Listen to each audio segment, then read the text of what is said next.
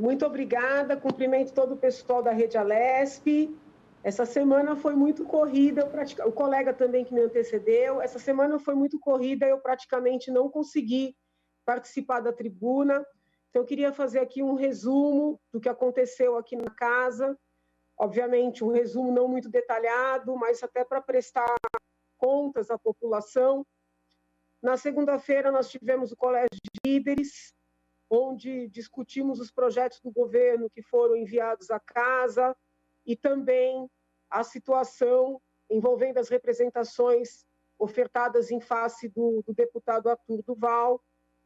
Na quarta-feira houve a comissão de ética, né, onde os colegas que integram essa comissão deliberaram por apensar todas as representações, inclusive a representação que eu apresentei, uma representação protocolizada na segunda-feira, na parte da manhã. A minha representação é um pouco diferente da representação dos demais colegas, não obstante, a comissão decidiu por apensar. A minha representação, diferentemente da representação dos colegas, ela não se limita aos áudios. É uma representação que levanta a estranheza da viagem do deputado e do líder do MBL como um todo. Eu aponto os áudios não como objeto central da representação, mas como prova forte, inclusive, de que a finalidade humanitária na viagem nunca existiu. Nessa representação, eu peço uma série de documentos, cópia da passagem, demonstração de quem pagou a passagem, cópia das despesas com hospedagem, cópia do passaporte, para a gente saber exatamente em quais países, né, o deputado ingressou. Peço também documentação comprovando as doações feitas ao MBL, né, porque foram doações significativas, por PIX, uma chave PIX no nome do MBL. Então, eu entendo, depois de ficar bastante evidente que a finalidade humanitária não existia, que essas doações precisam ser verificadas, inclusive a origem das doações, haja vista se tratar de uma pessoa pública, um cargo público, pré-candidato até aquele momento. E eu peço também a demonstração da aplicação dos valores, do destino dos valores aos refugiados, que foram muito desrespeitados por meio dos áudios divulgados. Eu protocolizei essa representação na parte da manhã, na segunda-feira, dia 7 de março. A prestação de contas só foi apresentada depois, evidenciando que a transferência da maior parte do dinheiro arrecadado, mais de R$200 mil, aconteceu na tarde do dia em que eu apresentei a minha representação. Tá? Então, diferentemente do anunciado, tanto pelo deputado, mas principalmente pelo líder máximo do MBL, as doações não tinham sido feitas, né? Na verdade, a transferência foi feita somente depois das muitas solicitações públicas de satisfação e depois das muitas representações protocolizadas, inclusive a minha, em que são pedidos detalhamentos, né, sobre esta viagem. Eu entendo importante que a casa faça uma apuração um pouco mais detalhada, primeiro para que não haja, né, uma vitimização do colega em dizer que está sendo perseguido pelo que falou, né? Na verdade, a fala do colega apenas descortinou, né, a inexistência da alardeada finalidade humanitária.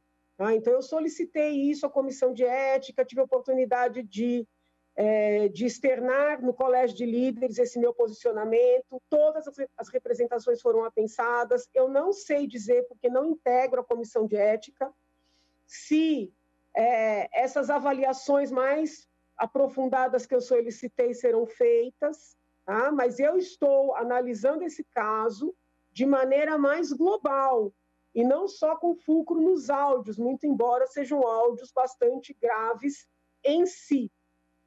O deputado Gil Diniz apresentou um pedido de CPI, talvez por vislumbrar que o Conselho de Ética não vai analisar o caso no detalhe, ele pediu uma CPI para apurar essas muitas vaquinhas, essas muitas doações, né, que o Movimento Brasil Livre vem fazendo ao longo do tempo, para apurar a relação de funcionários lotados aqui na casa com o movimento.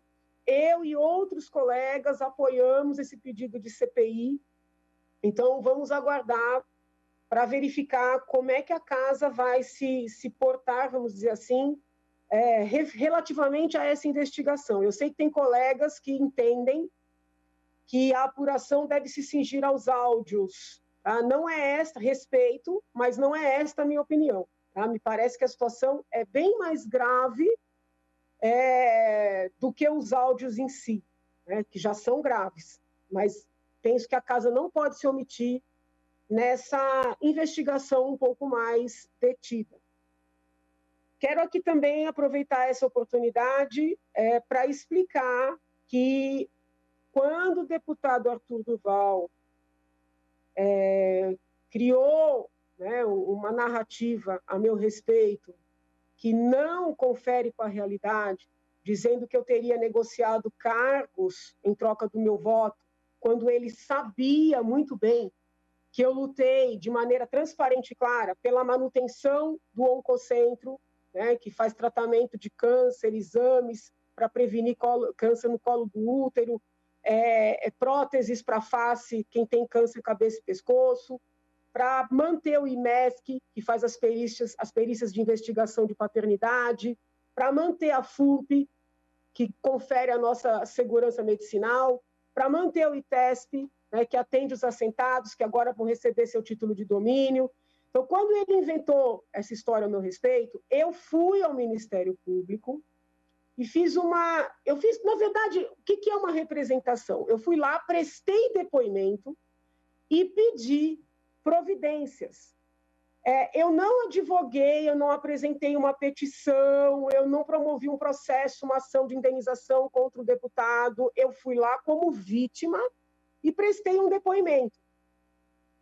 E o representante do Ministério Público entendeu, né, eu estou aqui com a decisão, tá? Ele entendeu que o deputado tem imunidade parlamentar e pediu o arquivamento do meu pedido de providências. Então, não houve um processo. Eu fui ao Ministério Público como vítima, contei que me senti constrangida, porque o deputado e o Renan Santos e a senhora Adelaide vieram aqui no meu gabinete e queriam coordenar, controlar as minhas postagens, dizer o que eu podia escrever ou não, e como eu não me submeti, eles começaram a fazer uma campanha contra mim nas redes, né, inclusive com acusações falsas, como esta. Eu fui ao Ministério Público e o procurador-geral entendeu que ele tem imunidade. Né? Tem até aqui a análise dos fatos que constituem objeto da representação em cotejo com material probatório nos leva à segura conclusão de que não configura infração penal pelo ordenamento jurídico. É que, de fato, a manifestação proferida pelo deputado, por se referir à atividade parlamentar e a debate político, está abrangida pela imunidade material prevista no artigo 53 da CF, ou seja, o procurador não apresentou denúncia, né? Eu não apresentei petição pedindo indenização, pedindo nada, ele simplesmente entendeu que não poderia seguir adiante porque o deputado tem imunidade parlamentar. Eu não concordo com o procurador sobre este caso, que eu entendo que foi muito mais grave do que uma opinião, mas não houve processo. E o deputado, ao lado do seu advogado vereador, criaram a ficção de que houve um processo e que o advogado vereador teria ganhado esse processo. Né? Eu não advoguei nesses autos. Né? Então, só quero deixar bem claro aqui que, uma vez mais, eles falseiam a verdade, atribuem falácias aos outros e fogem de prestar as contas que precisam prestar, né? Agredindo, ofendendo, tentando intimidar as pessoas, né? Mas a verdade, ela é maior e ela se impõe. Eu já peço uma nova inscrição para seguir aqui, falando da semana que a gente encerra hoje.